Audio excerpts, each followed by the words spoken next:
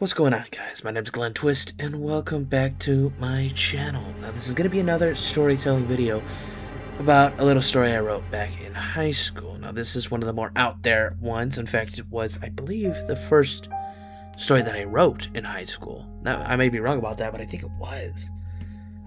But yeah, anyways, it doesn't have a title. It is one of the free writes they had us do. Like, our teacher, she gave us like weekly things to write. I don't remember exactly the specifications because it has been a while since I was in high school now. This was back in 2023, so I guess how many years is that? 2 years? 2 years ago now.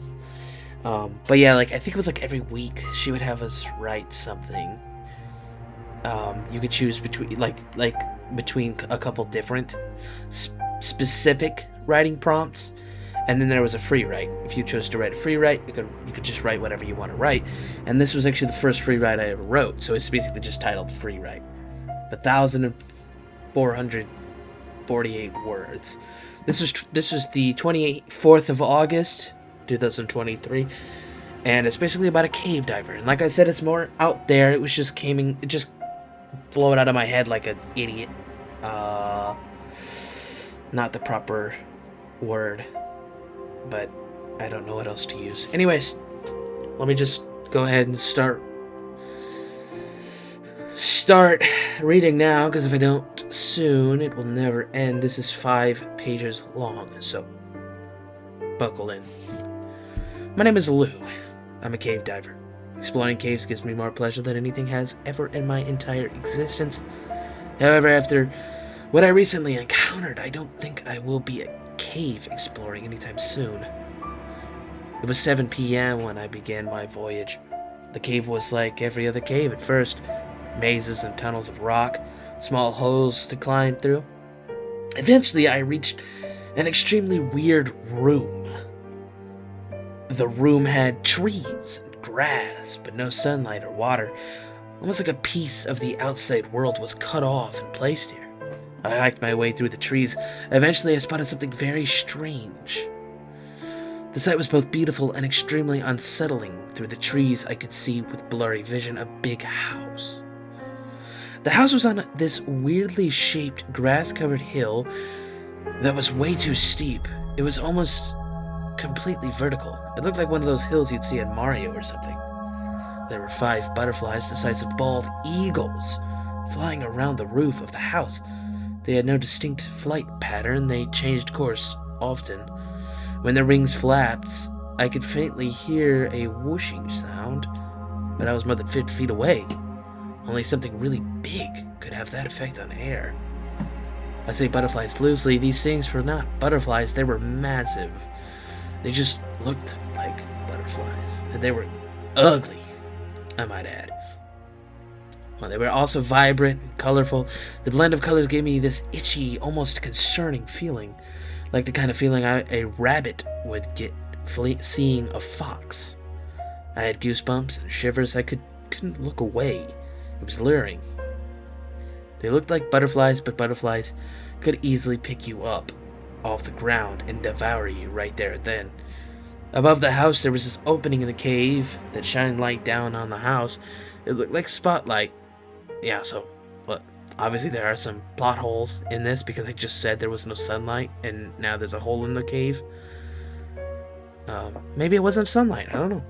The whole environment up to this point was pitch black. I had to use a flashlight to see until I found this. The strange house looked like it was on a stage with a spotlight beaming down at it. I felt weak and vulnerable. It felt like I was the only person in the audience of a show, and the star of the show was just staring at me. In this case, the star was the house. I was able to shake it off, that stiffness, and press forward, keeping my eyes on the giant butterflies, looking for any kind of sign that they may have noticed me. Somehow, they didn't notice me, and I was able to reach the foot of the hill. The hill was so dang steep. I literally needed my rock climbing gear. I was uncertain I wanted to continue at this point. The hill went up maybe 75 feet. Picture a water tower, but grassy and hill-like. Looking straight up knocked me off balance. It loomed over me like a skyscraper. I swallowed my second guessing and stuck the hill with my hook. Hook by hook, I climbed up the grassy hill. After what seemed like several grueling hours, I finally reached the top. Most of the butterflies were still circling the house. My heart skipped a beat, though. One of the butterflies creepily stared at me, perched on the roof of the house, its eyes solid black, piercing my soul like daggers. Its features were shriveled and grotesque. Its skin hung from its bones loose, like the texture of a turkey's neck. Its neck meat swung side to side. The sight briefly hypnotized me. It was suddenly interrupted when the butterfly let off a deafening screech. My head felt like it was having an earthquake. I seriously thought my head was going to explode. The frequency was not of this world. I involuntarily grabbed my ears tight and closed my eyes, trying to block out the sound. It didn't work. My body started panicking, and I started violently shaking. I lost complete control of my body. My vision turned blood red. I released a scream and fell to the floor, my head still buzzing and raising wildly. Then absolutely nothing. Everything went black, and the screeching abruptly stopped. I couldn't move. It was total blackness in my conscious. I spent so much time internally screaming for help. Eventually, I lost it and just gave up. I thought I was dead, and this was the afterlife. What literally felt like a year passed. Something finally happened. Initially, it was just a single tiny white blimp of light. After a while, it became more blimps. The blimps got bigger and bigger until until all I could see was straight white. White faded, and I saw 10 feet of those butterfly. And I saw 10 of those butterfly around me, just observing me. I was back at the house. I snapped back to reality quick, and the eternity that I went through turned into maybe 1 or 2 minutes in my head. It was the strangest feeling ever, but that was no longer the concern. Also, seeing what was in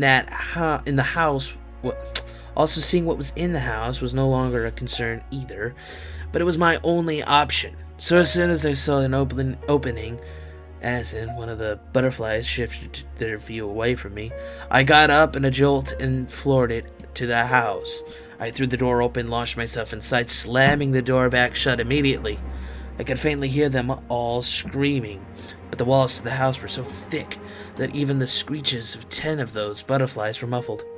Even that forced a shiver down my spine, causing me to uncontrollably cringe. Nothing too serious, though. A quick head shake and the shivers went away. The house was dark and cold. It seemed centuries old. A thick layer of abandoned spiderwebs were everywhere. To the right of the entrance was a living room. An old sofa sat in the front of a fireplace. To the left of the sofa was a round coffee table with a lamp on it. In the front of the sofa was a floor table.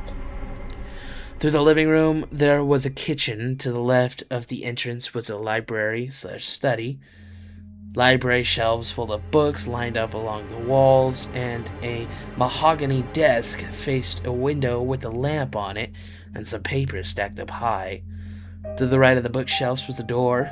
The wood planks beneath my feet bend at my weight. The air smells musty, and as if mold was in between every crook and cranny. The air was dirty. I climbed my way through the old spider webs towards the living room. There's a few paintings around. They seem bland and highly strange. There was a portrait photo on the table next to the couch. There was a family. A father, a mother, a daughter, and a son. It was a strange photo. They were all in front of a fancy background screen. The father was the only one that looked happy and looked extremely happy. He had neatly combed black hair and a thick black mustache. The photo sent me back.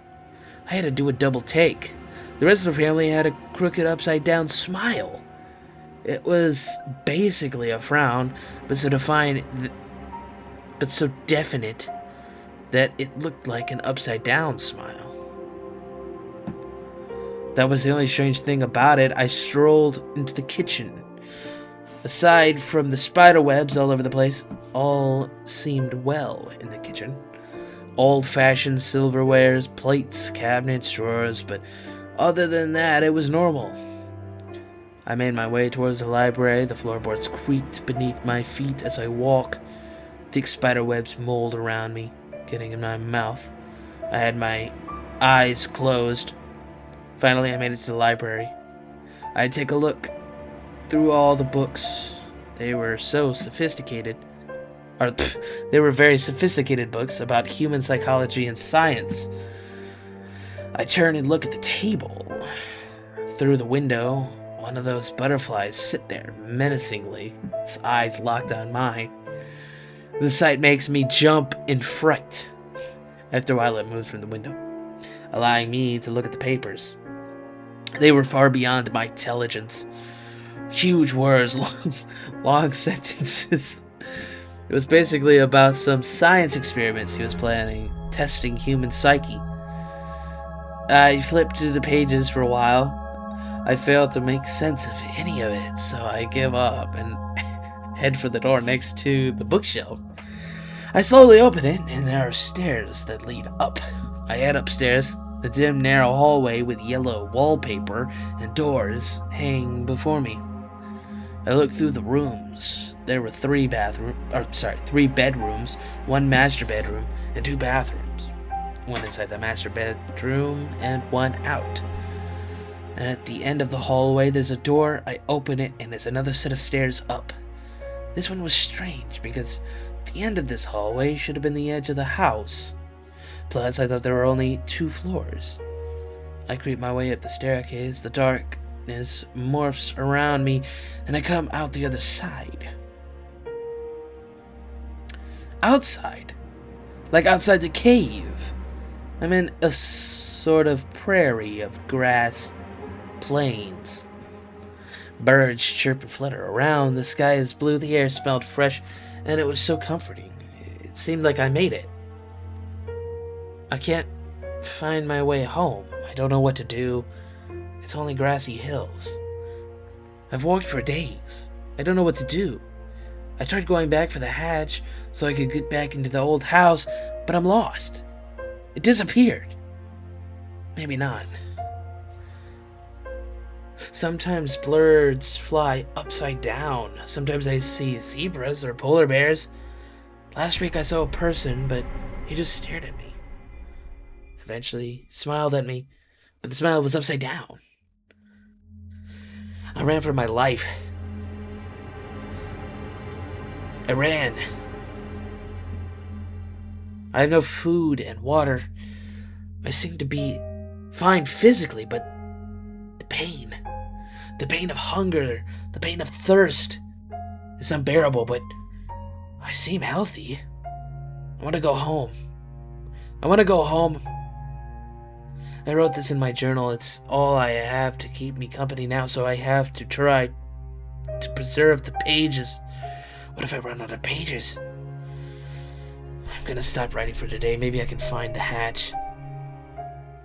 And that's the end. So, yeah, at the end there, it kind of went to limbo, or it kind of went into, what do you call it? The liminal space of the world. The liminal space thing. Astral project. I don't know. It's pretty interesting. I don't know if there are parts of it that just seem really weird. Like, there are parts of it that, as an adult, I'm thinking, well, that's kind of goofy. But, yeah, whatever. I was in high school. What can you expect? I didn't know what I was talking about, what I was doing. It's only been 2 years. But still. Anyways, that's gonna be it for today's episode. I think I'm gonna upload another a storytelling video this week, so that should be fun. I might even do 3, but I want to preserve these as much as I can. But why not, get them out there anyways. So next week it'll probably be horror games or something like that. But whatever, doesn't matter. It doesn't matter what I'm doing. So if you guys enjoyed it, please press like, and if you want to subscribe, I would be very much appreciated. I think I'm at 26 subscribers now, which is insane.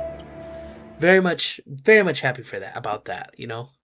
I just love when I get the notification that someone just subscribed. It's very nice. But yeah, like I said, I'll see you guys in the next one, and goodbye.